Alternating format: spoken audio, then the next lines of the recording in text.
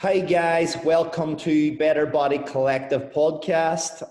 We're changing things about today. This is Mark who will be hosting it, and I think this is my first podcast I've ever hosted.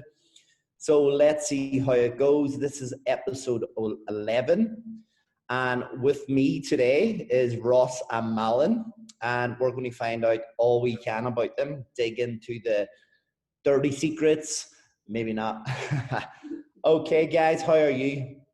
Yeah, we're good, thank you. Yeah, well, thank you. Good, good. So you all ready for my bombardment of questions? Bring it on. Okay, so first question. I want everybody to hear how you guys got into the fitness industry, and we will start with ladies first. He's a gentleman, you see. It's good. Okay, so how I got into the fitness industry. So I think I started training myself when I was in my late teens. I wasn't someone who was naturally quite active. I always, I hated sports and anything that made me sweaty. It wasn't like something, like training was never something that I was interested in or drawn to. I actually started training because I was in a really bad place emotionally at the time. And it was my mom who said, why don't you, get a gym membership, grandparents will pay for it. It's like, okay then. And I was like, got started training, got a little taste for it. And then I had a break from it after that. It was only a few months left on my college at the time. It was, as I said, I was probably 17, around 17 years old at that time. And actually ended up gaining a lot of weight. I was traveling, and it was the first time where I actually gained weight. I did manage to lose the weight just through running and group classes, the typical. But then what happened was that I started university, and I kind of remembered the strength training that I did before, and I thought, let's get back to that. Let's get a gym membership, and primarily because it made me feel really good to train. Emotionally, as I said, I went through quite a tough time emotionally, so it wasn't about physical change but more emotional for me. So I started training and noticed how much my body changed as soon as I was consistent. And that kind of triggered my interest in training more, and strength training particularly. And that's then what's led me to, in uni, to actually complete my personal training qualifications. So I did that in my last year of uni, in my honors year, so it was quite full on. And I thought, I just I didn't do that because I wanted to get into the industry as such. I did it because I wanted to learn more, because I wanted to take my own training and my own health and fitness to the next level. I don't think I would have coped with university and the anxiety and the stress and everything I was going through at the time if I hadn't had my gym. So it's a long-winded way of telling you the story of how I got into the industry. So I did my qualification, and then I finished uni and I had my qualification. I was like, okay, I don't really know what I want to do next. My degree was very open-ended. I kind of realized that I want to work with people and not really go into research, into biomedical sciences and psychology. So I got a job as a fitness consultant at the time. It wasn't even just cleaning the gym equipment, taking people through inductions, and then since then I've literally been in the fitness industry, straight in after uni. It was never planned, but I just I think my love for it grew continuously, and that's sort of how I got into it. Very good. Yeah. Good story. Good story. And I actually like that, from hearing that from many years ago when I got into it. Everybody started as a fitness instructor and had to do learn from our coaches. You had to clean the showers, service lots of people. And for me, I think it's an excellent way of starting. So over to you, Mr. Ross. Tell me how you got into the fitness industry. Yeah, probably not as interesting a story as Mal's potentially, but mine kind of came from a sporting background mostly. So my formal studies were actually in accounting and finance. And my kind of earlier interest in activity, I'd always been one of these kids that was kind of, almost looking back, I'd almost think that I have borderline ADHD or something like that, because I was always kind of had this need to be stimulated all the time. I had lots of energy. I grew up in a big family, so I had, I'm one of triplets, so I have a triplet brother and sister, and I have an older brother as well. So I always remember my triplet brother and I were really into, WWF it was called at the time. It's now called WWE. So we were into wrestling. So we would find old tables, boxes, and we'd jump off like 10-foot walls and throw each other through things.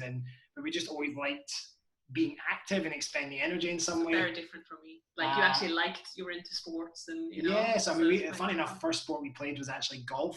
So I got into golf when I was about 9 years old. Got to a point where I played in a couple of championships when I was 14. Got to like what was that? Sorry, it's like a 7 handicap or something like that. I can't remember exactly, but got to a fairly decent handicap for being a young kid. Although kids are bloody 11 years old playing off scratch nowadays, so I look back now and think maybe not that special.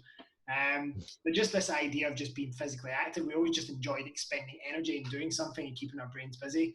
And then I got into rugby when I was 14, and that kind of took over pretty much everything. Played a few representative level stuff at under 16, under 18. Went and played Premier 3 rugby in my kind of final couple of years being in Scotland. But like Mal said as well, though, the funny thing is I really liked.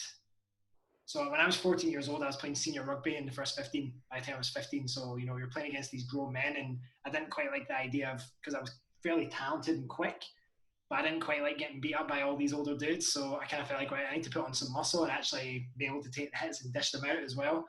And I think the first, in terms of seeing those initial changes, my brother and I rocked up to first 15 pre-season when we were 17 years old, and we put on about 7-8 kilos of muscle, and the guys were just like, what the hell have you guys done? And we just, that season we ran riot, my brother and I. And yeah, from that point I was realised, oh man, I really like resistance training, really liked how we felt, liked just the whole pursuit of it and the pursuit of kind of week to week progress. And rugby games are very much a case of, you can have a blinder, but if the team don't perform as a team, you could still lose. And that came with its own lessons and everything as well. But it was almost this kind of nice mix of the kind of team stuff, but also the very solitude based stuff of, there's no one else but you. You either make progress week to week in the gym or you don't. So that kind of got the love for lifting weights started, and that kind of carried on. I finished uni, and it happened around the time where it was like the 2009 financial crisis, when all the big scandals happened and everything else. And so I was one of over 250 graduates in my university year alone, who finished with a 2-1 degree or higher in the subject I was in. And around Scotland, there was only something like 50 to 60 chartered accounting positions that you could get into. And so, of course, it was a case of who you knew and all that work experience you'd done growing up and all that sort of stuff. So I spent 2 years working in jobs I bloody hated. I did like insurance for a short time, didn't even make it through the 3 months training to be part of Aviva Insurance, it was called at the time. I worked as a recruitment consultant, and it was in that job where I came across an advert, and I think we've all seen this back in our early personal training days, the ads for, make 30, 35K plus a year as a personal trainer, live your dream lifestyle. And to be honest, I wasn't buying any of that, but just this idea of, I'm not really doing anything that I enjoy at the moment, so why not just take the risk and just dive in and do something different? So I spoke to my parents about it, and as per usual, they're always bloody really super supportive. So my dad's partner, actually, because my mum and dad are both remarried, she said, well, listen, I've got some funds there for my mother. I'm happy to kind of punt this towards you, and you can pay us back when you're when you're making more money and your business up and running. I've never had to pay it back to this day, so I'm still super grateful to them for that. I had to pay for my qualifications myself. I was busting my ass for a full summer saving up. Yeah, but I was so lucky because they were just so supportive and said, well, listen, and they saw how happy it made me kind of going after something that was a passion. And that's kind of what got me into the industry, really. I did my personal training qualification, the usual 6-week malarkey that you think you know everything by the end of 6 weeks, and then you soon realise very quickly that you don't. And then that's, I suppose, will lead us on nicely to where Malin and I actually met, where I'd spent a year working at a place called DW Sports Fitness. I don't even know if they're called that anymore. I used to actually work there as well. There you go. So I was, fitness manager there as well. And that actually was leading me on to my next question, was how you guys met. So you're moving on there. So yeah, looking forward to hear this story. Always love hearing these stories. Oh yes, yeah. Do you want to take that away? So as I said before, I did I'm Swedish, but I did my qualifications in Scotland, in Glasgow. So maybe good to preface for that. So I've done my 4 years in uni, and I've done my qualifications in the last year in uni, as I said, and then after that, I was employed at Fitness First for a while, for a short period of time, but I was, had a salary. I wasn't freelance or anything like that. And I kind of wanted to move over to be freelance. And I think that's how I then joined DW Sports. They had a different setup. So it was more, okay, you come on, you pay a rent, and, you build your client base, etc. So, yeah, I started there, and that was how I met Ross. Ross was already there. So he had already been there exactly 1 year on the date that I started. So we kind of, yeah, I think you told me that the first time we met, you're like, oh yeah, I actually started, it's your first day. I started on this day a year ago. And I think I said, that's great, I can be your present. Which is like a completely, like, that was the first time we met. Didn't I say that? I'm pretty sure I said something like that in a jokingly way. Yeah, and thinking back, Mal's not exactly the most kind of exuberant, person, generally speaking, so it's hard to say something like that. I don't know if I said it exactly like, I'm your 1 year anniversary present or something like that in a jokingly way. I was just joking. That was actually a very good original chat up line. Haven't heard that one yet. So yes, I mean, that's literally how we met in DW Sports, both being freelance, and we become sort of friends there straight away. Yeah. And we didn't really start dating till a bit later after that. And then I guess people often wonder, because people ask us when you meet us in Dubai, like, hey, did you meet here? And of course, when we tell this story, like, no, we met back in Glasgow, and we'd only really been dating properly for 3 or 4 months before we actually moved to Dubai. We moved to Dubai in May 2012. Is that correct? I think it is, right? Yeah, I have not very good with timelines. Yeah, I think it's May 2012 we moved to Dubai. So it's just been over 8 years now that we've been here.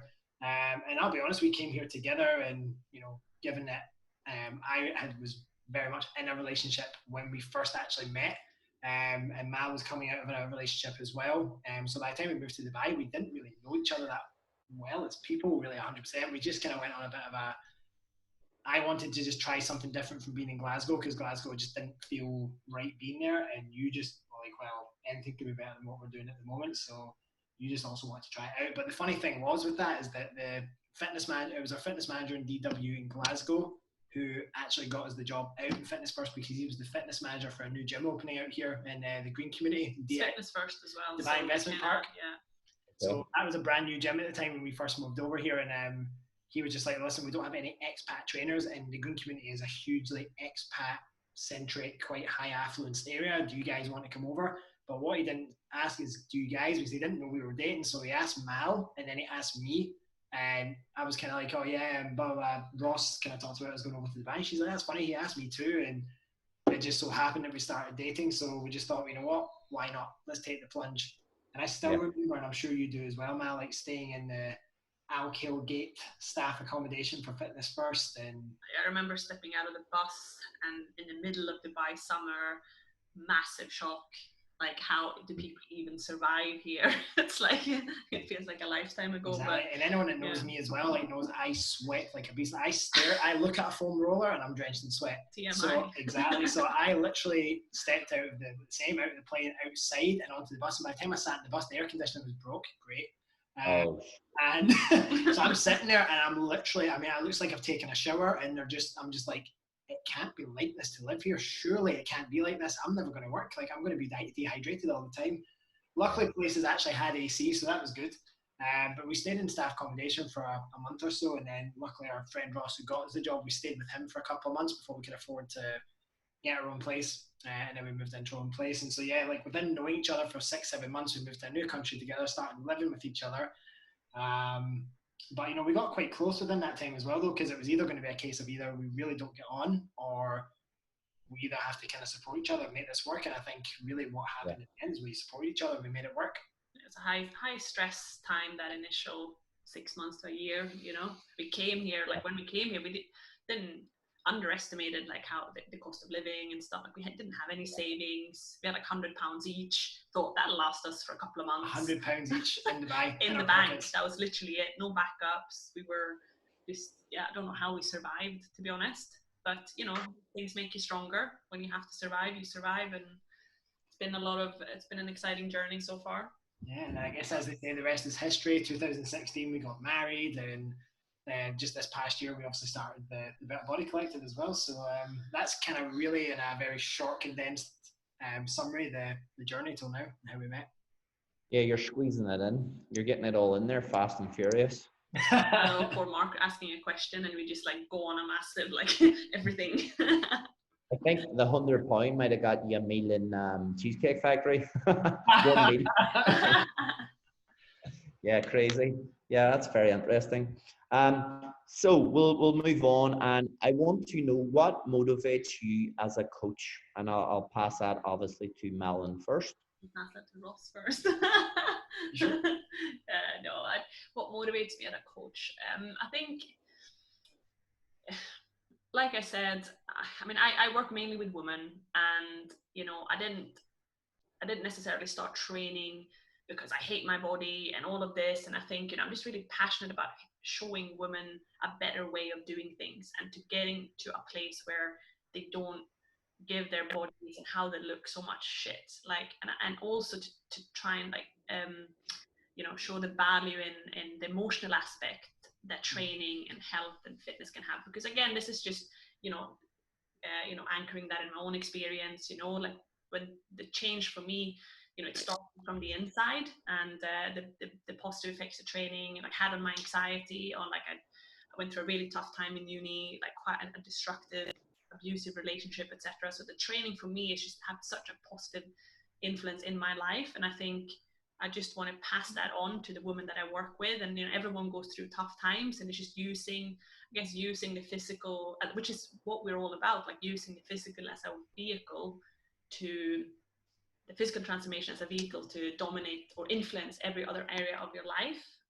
So yeah, just that concept of constantly striving for progress, to not expect perfection, to love yourself, like, and to make the changes that you want to achieve. So I think I hope that answered your question. But yeah, that motivates me. That gives me, when I can help women with that and with their journey, and you know, break free from yo-yo dieting and, you know, failed attempts, and just map things out for them. Like I really enjoy, like just like I've enjoyed the process of my own transformation, I really, really enjoy the process of helping the women I work with and be part of their transformation. So, and I always, strive to be a better coach as well, and, you know, do better for the women I work with. So yeah, that's Yeah, and it's good that you said that, because obviously in society today, so many clients, general population, especially ladies, go through a lot.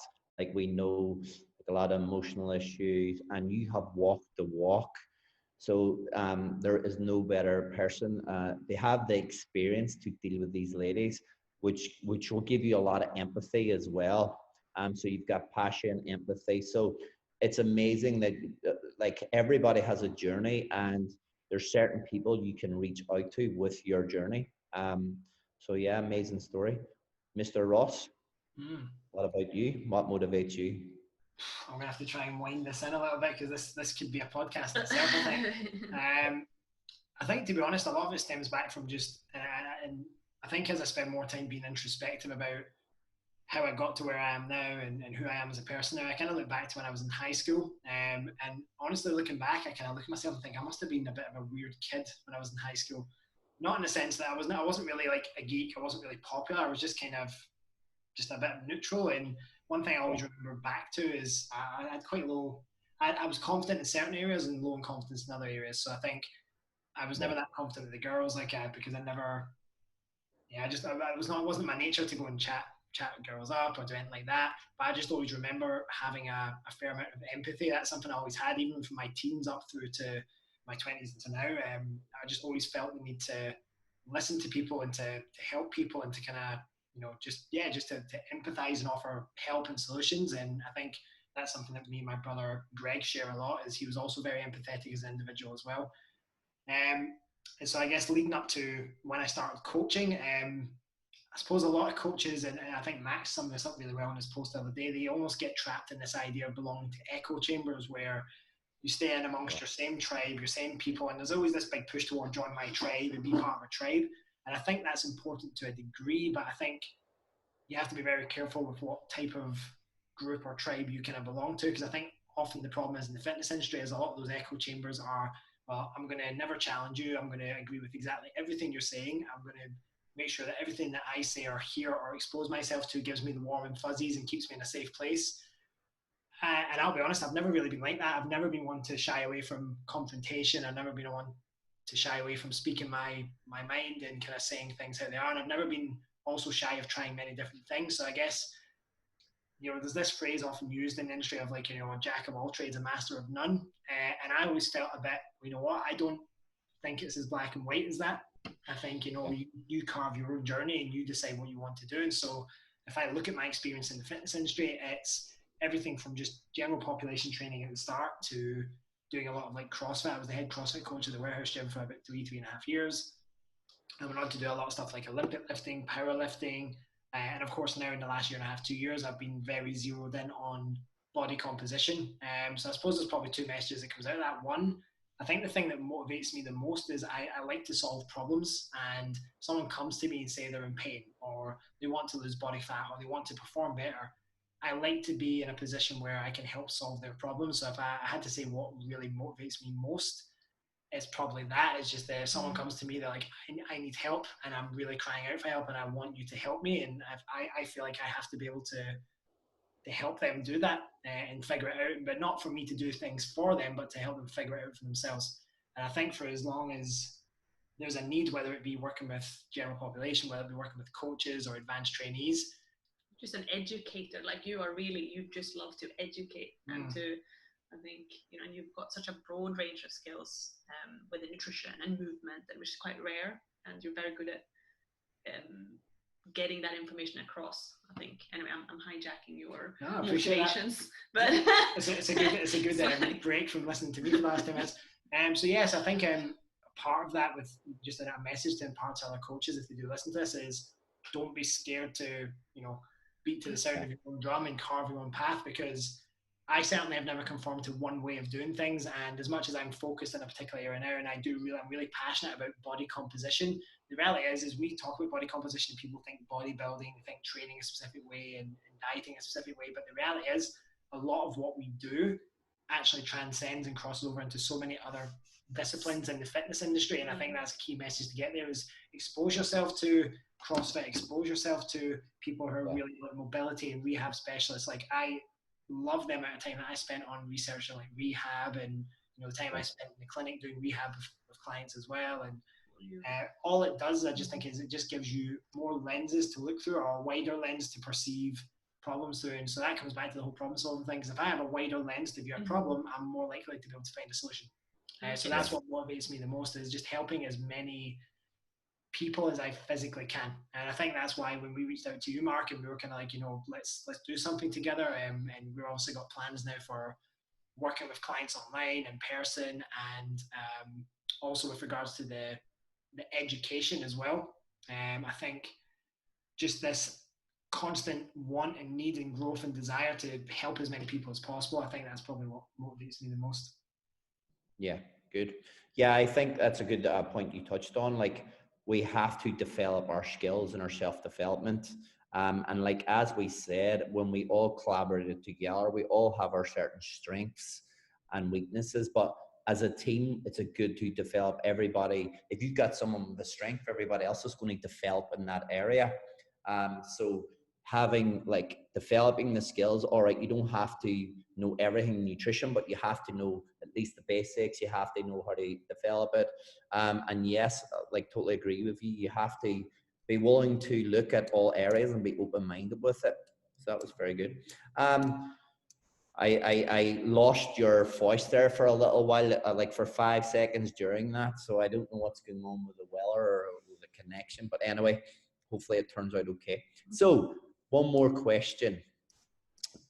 Let's talk about the vision for the future. What is your vision? Where would you like to be? Yeah, let's go. Who wants to go first? I'll give you a choice. You want me to take this on away? Yeah, you can do it. Actually, it's super really short. I think the main vision is to become the leading team for body composition change in the Middle East. And I think that's the very high level aspect of it. How we go about doing that is, I mean, so that there's three main points to that in terms of becoming the go-to team for what we do. Isn't an ego-driven thing. It's not, well, I just want to be the best.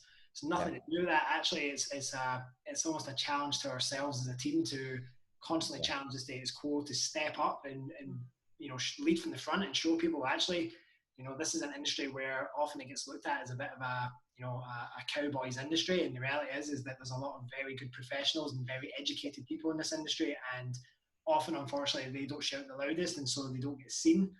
So I think what I really want for the Better Body Collective is for us to be, seen as something, right? If you want to go to learn how to understand nutrition on an evidence-based level, to train properly with good technique, understand your biomechanics, understand how to train with longevity for specific goals, and for people who genuinely care and actually are going to look after you as a person and not just as a number or as a before and after photo, that's what I kind of want us to be really well known for. And then I guess the extension to that will be, if we are very good at what we do, I, like as Mal touched on, I personally, and I know you do as well, Mark, I love educating and helping other coaches. And so if we can help those who have the right attitude and the right ethics and have the right desire to help people, if we can help them level up and therefore impact more people, then that's the dream, really. Yeah, definitely. Very good. Yeah. Malin? No, I think that sums it up. Like, it's just like I think, how we are as people, want to progress and with our own training, our own challenge ourselves. It's the same in terms of the vision for the Better Body Collective, to continue to progress, to do more, to do better, to help more people, to impact more people. And it's just enjoying the journey of that and the process of that. If we didn't love what we did, then we wouldn't do it. It wouldn't be. Well, it's like we tell our clients, they get so focused on the outcome, but the reality is where the real growth and the real magic happens is the journey, it's the process. Yeah, I'm not motivated by, in 5 years' time, I want to have X amount of money. That doesn't motivate me. I want to have 20,000 Instagram followers. Don't really care. It doesn't. No, it's really I want to enjoy my day to day and my month to month, my year to year, and not just everything go smooth sailing. To learn and to challenge, and and I think that's why as well we're so happy that we've joined forces with Mark, and that we've we just have a bigger vision. Maybe you can add on as well on the vision side of things if you want to share your thoughts, because you're yeah, I totally agree. Definitely, I've made so many mistakes over the last so many years, so I know I can teach coaches what not to do. And definitely what to do, because I class what I've been through is pretty much a successful journey with lots of mistakes, obviously, and that's how you gain experience. But definitely when we combine forces, I realize I need to up my game, and it's not a competition, as you say, against other people. It's you always should want to better yourself. And that's the only way to progress, is you're competing against yourself. And they're when you join a company and you see, right, this guy's got this strength and it's amazing what he does, right, I need to up my level to there, because we want as you say, we want our team of coaches to be totally elite. Not better. We're not out to get better than anybody else. We just want our coaches to be the best of the best, because we want to help people. We're passionate about it. We have empathy towards people, and that's what we want to do. And yes, we've got so much value in information. And again, we continue to study ourselves. So a lot of stuff we study, we will be passing on as well. So yeah, that pretty much sums up my idea. So, and then we'll grow internationally. And potentially, let's see, I don't want to make too many, say too much yet at the minute, because when I've done that before, I've sometimes in the past, I've spoke too much before it happened. So yeah, I'm 44 years of age and still making bloody mistakes every single bloody day, but I'm learning. So anyway, before we go, so we've gone through this Corona phase, and luckily enough in Dubai, thank you Lord, the gyms have back open. And for me, it's not about just getting more money, because obviously I've been doing a lot of online. But so tell me, how was your first day back in the gym? Well, Mal hasn't been yet. Oh wow. So because we're actually not allowed to train in the gym yet. The warehouse gym are not letting trainers train in the gym until Sunday. Because essentially what they're looking to do at the moment is they want to get an idea of the footfall. So they're going to collect all their numbers. They're literally collecting everyone's names for the hours. You can't come in anytime you want. You have to book on the hour, and then you've got an hour to train and get out.